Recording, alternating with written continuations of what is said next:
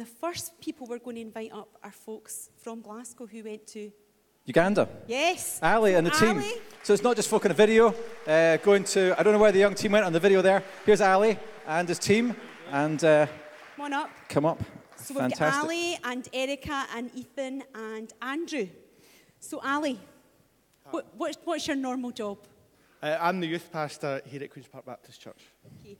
And what you've been doing Alpha training with the youth here. Yeah. And during the summer, what did you do? Well, we took a group of 8 of us. We went to Uganda to a friend of mine's community project, and there was a youth camp running there, and we went to train them to do Youth Alpha by running a Youth Alpha for a whole week. And here you are on the screen behind. What time of the year was that you went? So we went in August, and for about best part of 2 weeks, and we all flew from Glasgow via Dubai, which was very nice. Ooh, Emirates. Emirates class. Go to Emirates. It was brilliant. We were going to do a camp for about 150 to 200, and then things changed a wee bit when we got there, and we realised we're doing a camp for 550. 550. Okay, Ali, as the team leader, youth pastor here, what was your highlight, like taking some of these guys and seeing them doing the stuff for God? Well, I was getting quite emotional because I was just running through it all in my mind during the worship there. It was just incredible what God did. I think when actually you're completely out your depth, the kingdom of God comes, and you just see faith actually does exist, and it does when you put your faith in Him. He comes through big time. But I think these guys probably should share a wee bit of their story as well. Brilliant. Erica, you'd been to Africa before, but what was your kind of standout moment of being on this team? I think just kind of meeting the Ugandan young people. They were amazing, like incredible, had a really incredible faith, and really challenged me actually, like in my prayer life and stuff. So, yeah, it was great. Fantastic. Ethan, how did God use you maybe in ways in Uganda that he's not used you yet here, but He will in the future? Well, I was talking about healing in the youth camp, and you were talking. Were you taking the talk? So I was doing the whole talk, and then... What age are you, Ethan? I'm 16. Okay, so you're taking the talk. This is 550 young people. Tell us what God did. And at the end, I invite people up if they wanted healing. And the day before, Ali and I had been praying about it, and we got this sort of picture from God of someone with a sore left knee. Okay. So we're asking if anybody's got a left knee that's causing them pain that they'd want prayer for. And what happened? And the man who owned most of the land in the village and lent the land to Gabriel came up and received prayer from me. And was he healed? He was. I prayed for him and then asked him, "Do you feel better?" And he said yes and walked away. So amazing things. So we're going to have you teaching and healing. Andrew, standout moment being on the team. Well, so we had small groups. Okay, 550 young people. How big was your small group? We had about 60 odd in each small group. 60. And at the beginning of the week, it was quite difficult because they were just expecting another sermon, really. They sort of sat there looking at you. So what was your highlight leading that small group? And then progressively through the week, it became easier to get them to integrate and chat to each other. And we eventually separated them off into like groups of 4 or 5 and stuff. Brilliant. So you saw God break down barriers. Big hand Fantastic. For this team who went Brilliant. to Uganda. And is an average age, and I think this is including Ali, the average age in the team was 16 and a half. Amazing. Which is great.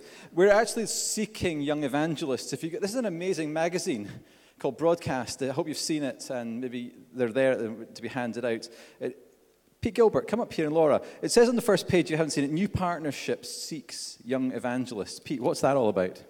Well, we're delighted to have formed a partnership with Alpha. I'm a great fan of Alpha. I've run loads of Alphas. I've seen people saved through Alpha, and I'm really committed to working in partnerships, not reinventing the wheel. DNA is a church-based discipleship course that serves local church by developing young leaders, basically, and that's what we do with Alpha. And what's your job with DNA? I run it. Okay, that's cool. And any former pupils here? Funnily enough, just here. Oh, hang on. There's some more. Chuck, come on, guys from Aberdeen. That's City Church. That's where. Chuck, you were a former DNAer, now lead pastor. But it was called Tide Teams. I know that. Yes, and Pete Gregg is actually a former DNAer as well. So there's a few of them. And Laura, but you, more importantly, you are on stage. How did you find DNA and doing the year? What church were you based in? I was at Bishop Briggs Community Church, and my year was just fantastic. God really showed me how to push through all the boundaries I'd ever set for myself. And I think the theme of my year was all about boldness, really. And so you chose to come on DNA. What was it about DNA? You said, I have to do that. I think that, I was really kind of struggling to know who I am and really struggling to understand what God was all about, really. And so I think God really challenged me to take a year out just to get to know him in a really more intimate way. And it was also about developing leadership in me as well, and I've kind of gone on to do that. So you're based in the local church, getting stretched and discipled there, getting input from these guys through the year. What are your plans now? Well, I'm soon hopefully about to graduate from my 4th year at ICC, where I've been doing the youth and community work course, so hoping to carry on as a community development person. Fantastic. Read more about it in there, and it's a fantastic thing to be working in partnership with DNA to helpfully raise up a new generation. Forums are here, and you're going to be doing a lot of stuff in the other venue this afternoon with the young guys, hopefully recruiting a new generation of evangelists. Thank you, Pete and Laura. Do you guys over there agree with that? Was that okay? Yep. Good stuff. Brilliant. Pam. Next, we're going to hear about Alpha in a local church context, and we're in a local church today, and I'm going to invite Ian Macaulay and Solomon and Banafshe and Sam and Trish all to come up. And I'm going to start with Ian.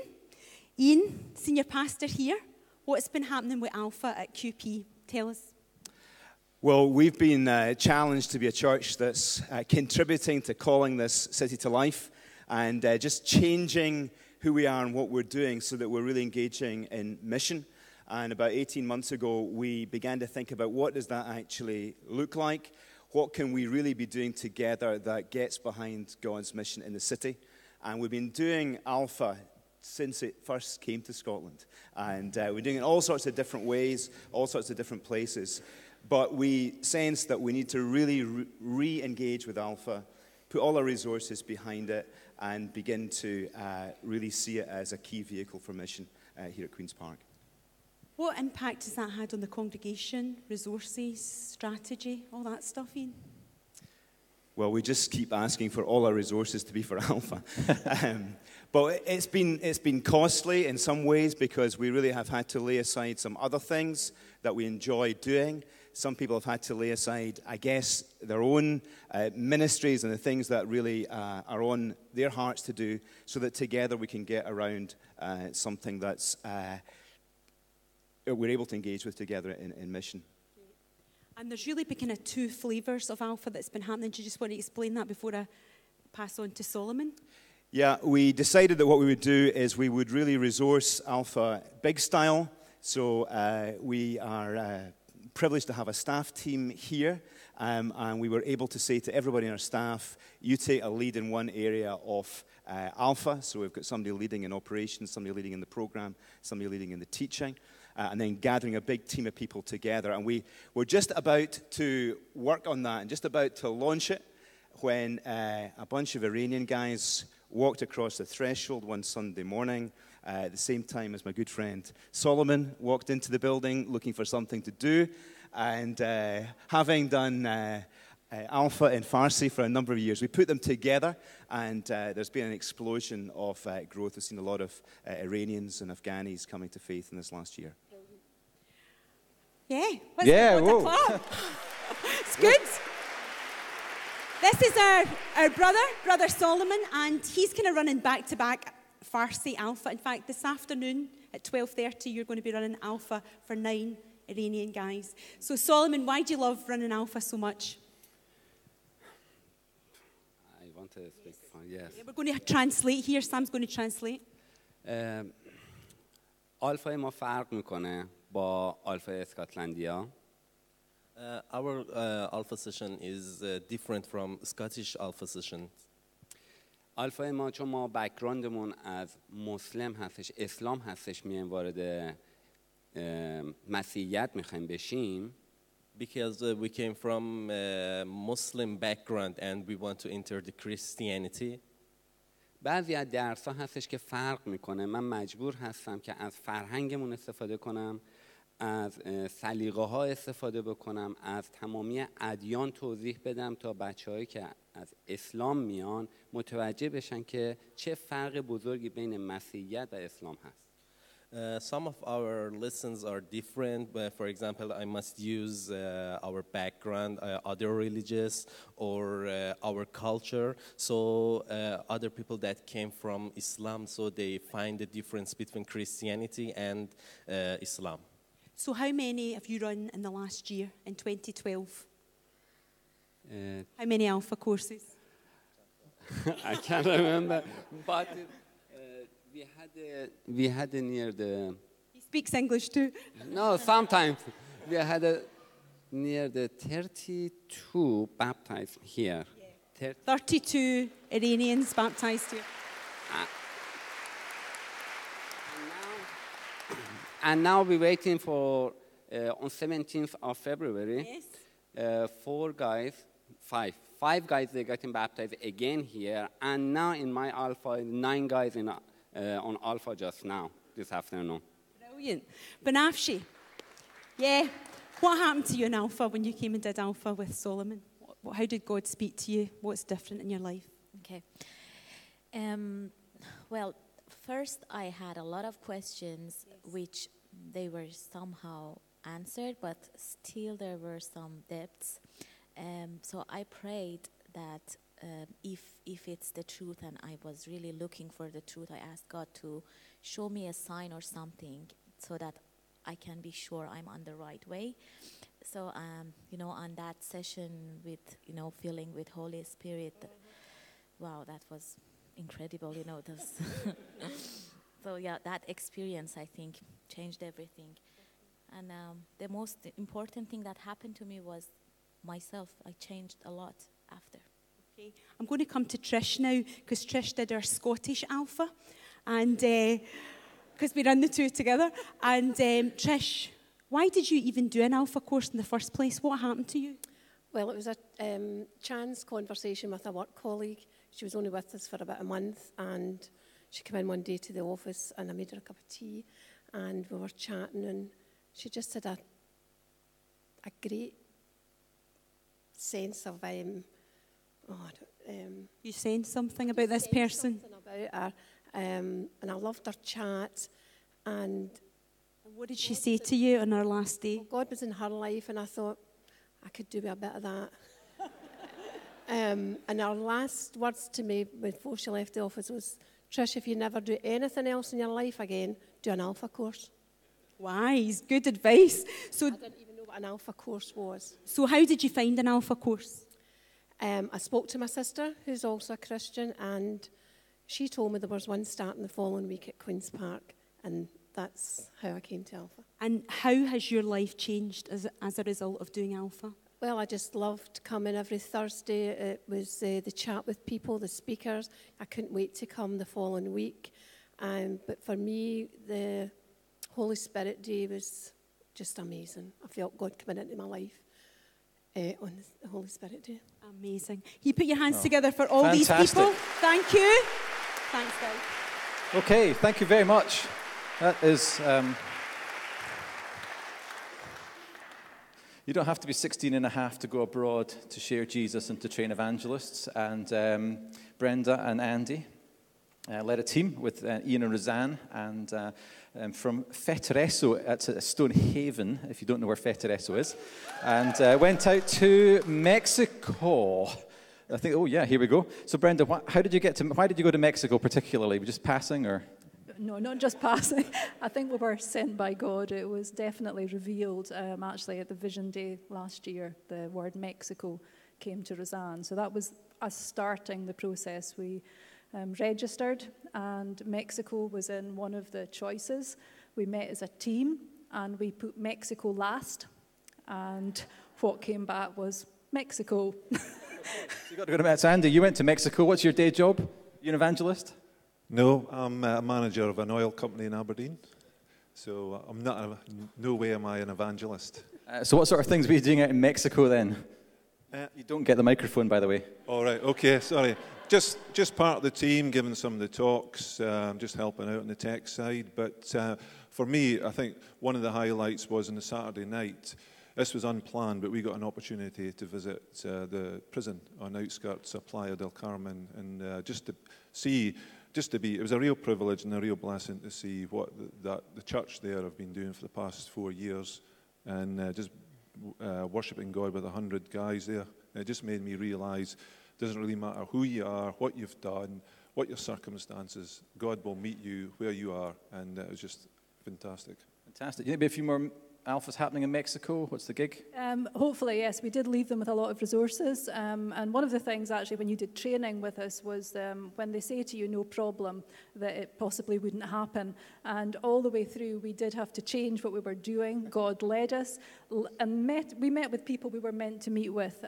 Youth Alpha, the marriage course, and the Alpha Classic materials were all left with a lot of very enthusiastic people. So this was multi-purpose training abroad. So what were you guys, Ian and Roseanne? What were you doing? We were doing the marriage course training, or teaching how to do the marriage course. And how did that go, Roseanne? Really great. Mexico are just so aware at this time that family life is breaking down, and we were just blown away by how much they wanted to hear about the marriage course to make families strong. 2 years ago, would you have seen yourself out doing this? Absolutely not, no. And the other interesting thing was it wasn't just Christian leaders, the local government were very interested in it as well. Fantastic. And there was a youth thing going on as well. Anyone want to tell me about that? About youth training? Yeah, I did one of the youth Alpha talks, believe it or not. But yeah, that went down really well. Yeah. Fantastic. Thanks so much for sharing, guys. Give them a round of applause. That's amazing. Fantastic. That's...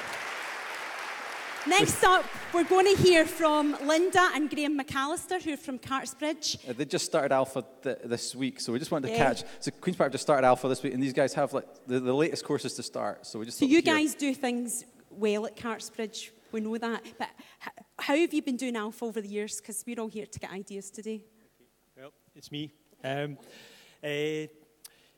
We've been doing it for about 8 or 9 years, and I'd just like to say that we absolutely love doing it. Great. You know, we have great fun doing it, and we've made heaps of friends through it as a team. You know, there's some of the team here, and I think it's important that each of the team, you know, really feels as important as the next one. And we've developed over the years a wee bit. You know, the church is really supportive for us, and. But we've now felt to try and link it into the whole church sort of program to make it part of our whole church activities, really. So we start off now for the last 3 years of, we have a summer club for the kids, a King's Club it's called, and we have adult cafes at that. So we then maybe do a wee interview, and we have the banners up, and we have leaflets out for that, and we link that to Alpha. But we actually link it because we have another activity, which is the acoustic cafe. So tell us about this. Is this a new way of doing Alpha that you are trying out? Well, no, the Acoustic Cafe is run, some of the young guys have brought this about the church, and we just open it up and we just have, you know, it's not Christian music, it's just bands or single, you know, individual guys come and play music and sing, but it's not like a performance, we're just chatting over it and we just move the whole church around, bring couches in and vans and just rip the church apart for it. Sounds good. It's an absolute, it's an amazing time. You know, you can just relax to bring your friends. But we also do, and you'll see on maybe the pictures that we do interviews of people that have done Alpha, and what Alpha's about. And that then links into the start. That's about Augusty time, and September's our Alpha. Okay, so what have you done just this week? Because I know I spoke to you earlier. What have you done? Well, we've just started, this is absolutely new for us at Cartsbridge, we've started Pub Alpha, and this is brilliant. Which pub? Which night? We're running on a Tuesday night at the White Cart in Busby, and and this was a vision that a couple of the guys had on our team to do Alpha in a different setup. And it's just been brilliant. We had a wee acoustic info night just on Tuesday there. A couple of young guys in our church came and played keyboards and saxophone. We got a guy to come and he spoke about what Alpha had done for him. And we just feel to get out of our church and to actually have it in an area where people are meeting anyway. And a few came, there's room for more, just something new. Fantastic. Big hand for Graham and so Linda. that's the Thank White you. Cart in Busby. What was that, Tuesday night? Okay. So if that's your part of town, take a friend along. We have to have at least one Nikki here. And Nikki Lee is up from Holy Trinity Brompton in London. And it's going to be working with Mike and Emma Woolridge this afternoon. And Nikki, we watched that video, and it's like China. What's that China thing about with the marriage course? Well, it is extraordinary. Scylla and I are as amazed as anybody else. But the Beijing government have effectively endorsed the marriage course. In China, there are a certain amount of things that are banned, a certain amount of things that are approved, and then things in the sort of grey area in the middle. But they have taken the marriage course and they have endorsed it, and the Beijing government are actively promoting it, encouraging people to do the marriage course. And when they do it officially through the Beijing government, they do the course exactly as it is. They dubbed all of the DVDs into Mandarin. Now, Scylla and I cannot watch ourselves when it's in English, but when it's in Mandarin, we don't mind a bit. We're just in awe of this fluent Mandarin that pours out of our mouths. So it's like, this is Nikki Lee. Yeah. Oh, okay. Yeah, I think actually the Chinese couples, when they hear about the marriage course being run by Nikki and Scylla Lee, they probably assume we're Chinese because of our names. So they might get a bit of a shock when they see these Western faces. But they do the course with the DVDs exactly as it is, except they leave the prayers out. So the bits where we actually pray, they stop. The instructions are that they're to stop the DVDs. They don't pray. No. Well, they don't want to promote prayer as such. But, of course, as anybody who's familiar with the marriage course or any of the relationship central courses will know, they're peppered with verses from the Bible. And, of course, the whole underlying thing is a Christian understanding of how relationships work. Fantastic. What else are you excited about? And what's happening with parenting stuff? Well, we're seeing these courses spreading and seeing people taking them up and then using them for people in their communities around the place. And many people, what we're seeing is many people will come to do a parenting course or just like with marriage preparation, who wouldn't immediately do Alpha, but having done parenting courses, marriage prep, they're much more likely to go on and do Alpha afterwards. I heard of a story in Aberdeen in Sherrixley, in the church up in Sherrixley, where the head teacher said to the church they were going to run the parenting course as a pilot. And they basically said, don't run it in the church. We have much more need of it in the school. Just run it here. But we haven't even piloted it. I said, don't care. And they, I think 12 mums from the school. That was their pilot in the school across the street. And I was just like, that is absolutely amazing. Never have asked them to run Alpha in the school, but they wanted them to run the parenting It's been course. really interesting. We're hearing from more and more teachers, head teachers, saying that teachers are the most aware of the effect of family breakdown. And I was talking to a guy who has just started coming on the marriage course with us, and I was chatting to him before we started on Monday, and he said he was a teacher. He said, we've only been married about 3 years. He said, we haven't got any children, but all of these parents are asking me for parenting advice. So he said, I do the best I can, but, and then I told him we also run a parenting children course. He said, that would be brilliant. So he went home with 11 hours. Oh, that's all right. Who was that? What was that? It's maybe Andrew White. Maybe he's, I don't know. That's absolutely amazing. And Mike and Emma, you're coordinators for Scotland. What are you excited about in Literally Our Word? And we'll hear, you can say lots to folks this afternoon. But we're seeing lots of new marriage courses and new parenting courses getting going in Scotland the last couple of years, and that's very exciting. And Mike and I are very passionate about equipping churches to go forward and engage with parents and married couples. And anything else, Mike? Or do you want to share stuff this afternoon? Yeah, come on. We'll just do the rest this afternoon. Just this afternoon. Absolutely fantastic. So you can find out loads about that this afternoon. And we're also linking it with an amazing initiative called Prayer Spaces in Schools.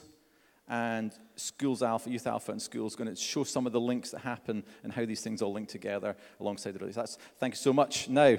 So, Darryl, you're now an EOG pastor, author. Yeah. You travel the world, but that is not how it started for you. So no. Can you take us back to where things started, really, and a bit of your story? I grew up in Yorkshire, as you can tell from my accent. Yorkshire. And Yeah, I figured out we've got a lot in common with Scotland. Yeah, we like our Yorkshire tea here. We do, and we're tight too.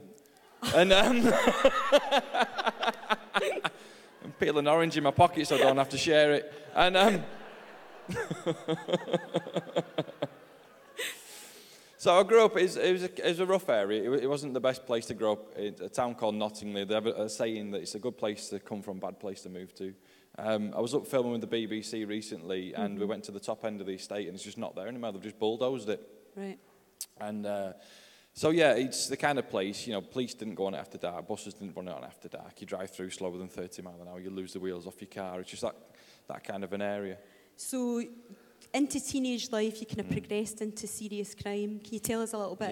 Yeah, moved from petty crime and stealing car badges, shoplifting, all that kind of stuff. And then as the drug use escalated, and we started nicking the entire car, and it just moved on, and we quickly figured out that whatever drug we were taking, we were selling, and if I sold enough, it paid for my drug use. Right. And that just progressed, and meant as I went further up the ladder, we started bringing larger amounts of drugs in, selling larger amounts of drugs, and then got other people selling for me, and you just move up the reputation ladder. And then there was one incident, wasn't it, that just went too far, and yeah, can you tell us a bit about that? Purely based on my own greed. When someone approached me and said, we've got this job planned, an armed robbery, do you want to get involved?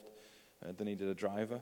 And it looked... You're a good driver? Low risk. Yeah, I'm all right, yeah. I get up and down the country. We had the snow recently. I was watching all these posh cars crash, and I'm just like weaving through my little Fiat 500. And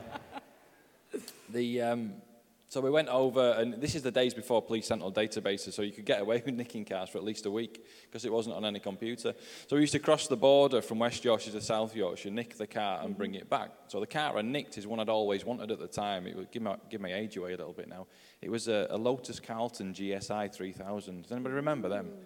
They were nice cars, them. So if you were living in the South Yorkshire area around 1997, I'm sorry. So you ended up in prison? I did, yeah, long story short. I initially got 7.5 years. We peeled it down a little bit, but I was destined to serve 4 years of that because I was behaved like an idiot while I was inside, basically. Never. Yeah. So I was just fighting and cementing my reputation, assaulting prison officers. At one point, I was looking at more charges, outside charges, because I'd assaulted a prison officer. And because of that, they get sick of you, so they move you around the prison system. They get sick of you in one, they move you to another. So I went from Doncaster to Leeds to Leicester and then up to HMP Wolds near Hull. And when you were in prison in Hull, there was a turning point in your life, wasn't there? There was. I wasn't expecting it at all. So tell us, we want to know what happened. I was working in the welding shop, and there was a lad coming around with a clipboard, and there was always someone coming around with a clipboard because there was always an anger management course or a drugs awareness. Everybody has a clipboard. And this lad, it was another inmate, but there's no nice way of saying it. It was a muppet. And it wasn't someone I'd normally have spoken to at all. And he's coming round, and I'm just watching him getting rejected by everybody. Then he came up to me and said, do you want to go on an alpha course? And I genuinely had no idea what it was. You know, this is late 1997. Nicky still had really dark hair. And it was a long time ago. And so I said, well, what's an alpha? And he said, it was in the chapel. And as soon as he said the word chapel, I thought, oh, great, he's a Bible basher. And I just thought, I'm not interested. So I was like, get out of my face, mate, before I slap you. And he did. He shot off. He did the best Speedy Gonzales impression I've ever seen. But he came back with his clipboard. He came back the next day. God bless him. But I was about to hit him.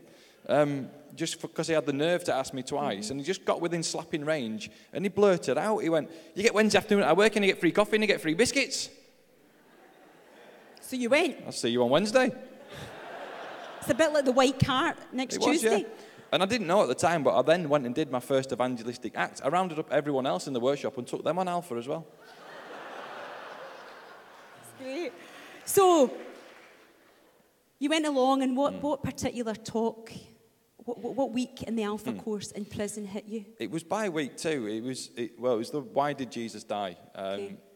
And it wasn't so much what they said, but how they said it, because it was the two ladies that had come in to run it, and there were 2 retired nuns, and so, you know, I didn't even know they did retire. How old have you got to be a retired nun? And so they came into prison. They came into the prison, the Category A prison, to run this, and I was like, you know, they're older than Yoda. It's like,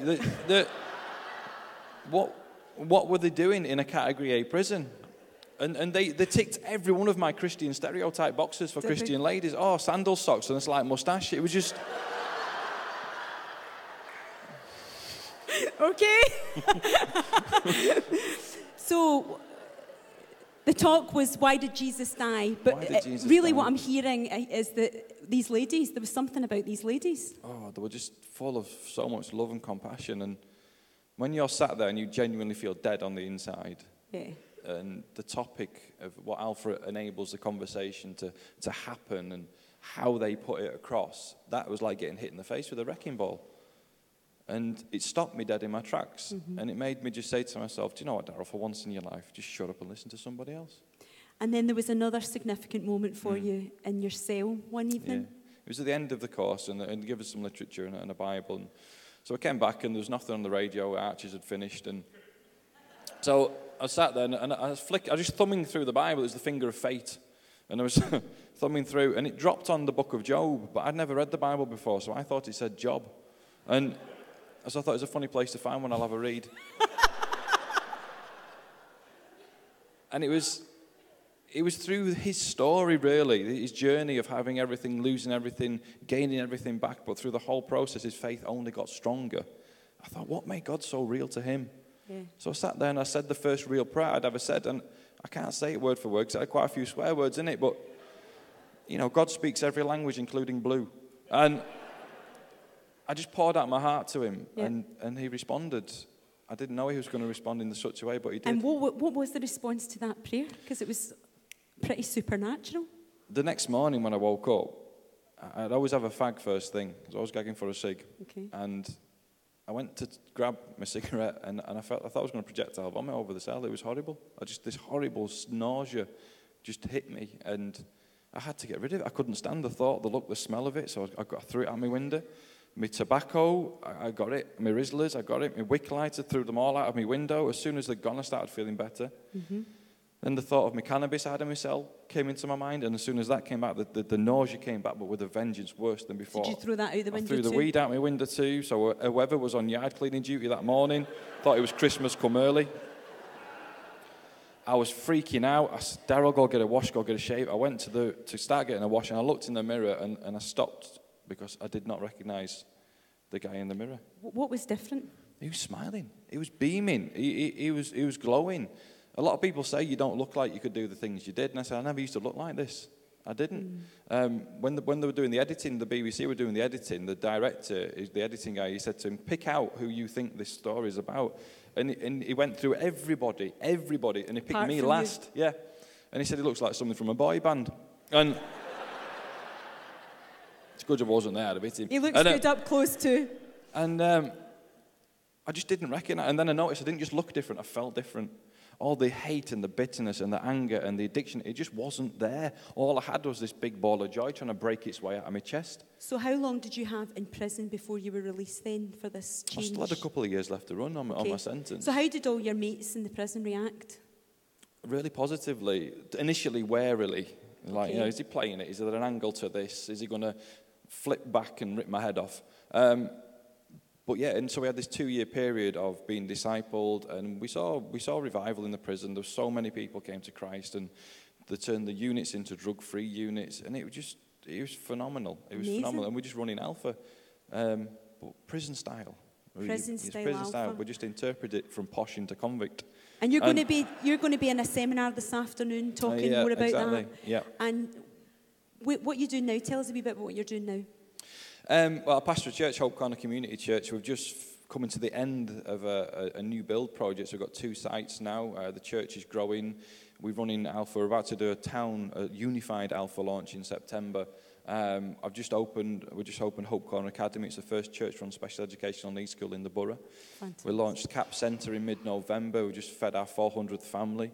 The food bank, we just fed our 400 family through the food bank. And then CAP Centre comes online next month.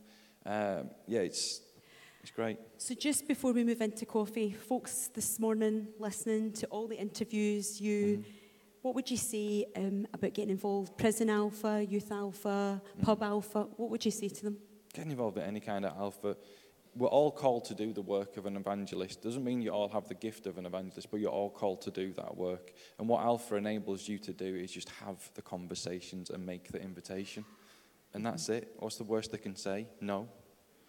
You know, and you know, the worst case result is they finish the Alpha. If they don't find God, they've got 10 free meals and a really good group of mates. Just invite them along, you know. And we set our guys this challenge of invite 3 people who are in your life within 12 months of the new building opening. They've all surpassed it. They're all competing with each other now. So the church is tripled numerically, and they're all saying, well, I got 5, well, I got 6. And they're all competing with each other. Just get out there and do it. Great. Big hand for Darryl, please. Thank you.